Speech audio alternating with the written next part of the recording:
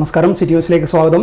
കവിയും ചലച്ചിത്രഗാന രചയിതാവുമായിരുന്ന പി ഭാസ്കരന്റെ ജന്മശതാബ്ദിയോടനുബന്ധിച്ച് ആകാശവാണി കണ്ണൂർ നിലയത്തിന്റെ നേതൃത്വത്തിൽ നടത്തിവരുന്ന കണ്ണീരും സ്വപ്നങ്ങളും എന്ന പ്രതിമാസ പ്രഭാഷണ പരമ്പര കണ്ണൂർ ജവഹർ ഓഡിറ്റോറിയത്തിൽ നടന്നു. പി ഭാസ്കരൻ കവിതയിലെ ഗാനാത്മകത, ഗാനത്തിലെ കാവ്യാത്മകത എന്ന വിഷയത്തിൽ കാവ്യ നിരൂപകൻ വിജു നായരങ്ങാടിയും സംഗീത നിരൂപകൻ ഇ ജയകൃഷ്ണനും സംസാരിച്ചു.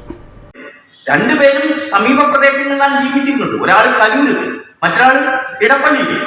വൈലോപ്പള്ളി കലൂര് വിളിച്ചാ വിളി കേൾക്കുന്ന ദൂരത്ത് രണ്ടുപേരും ഒരുമിച്ച് ഒരേ കോളേജിൽ പഠിക്കുന്നു. എവിടെ? മഹാരാജ് കോളേജിൽ.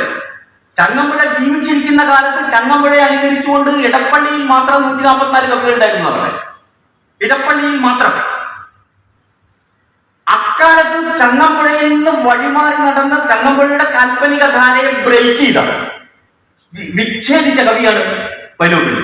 അതൊരു ധാരയാണ്, കാൽപ്പനികത മറ്റൊരു ധാരയാണ്. ജവഹർ ലൈബ്രറിയുമായി ചേർന്നാണ് പ്രഭാഷണ പരിപാടി സംഘടിപ്പിച്ചത്. മുൻ mayor advocate T O Mohanan അധ്യക്ഷനായി. ആകാശവാണി കണ്ണൂർ നിലയം മേധാവി എം ചന്ദ്രബാബു, അസിസ്റ്റന്റ് ഡയറക്ടർമാരായ T K Unnikrishnan, K V Sarathchandran, Jawahar library secretary M Ratnakumar, Munderi Gangadharan എന്നിവർ സംബന്ധിച്ചു.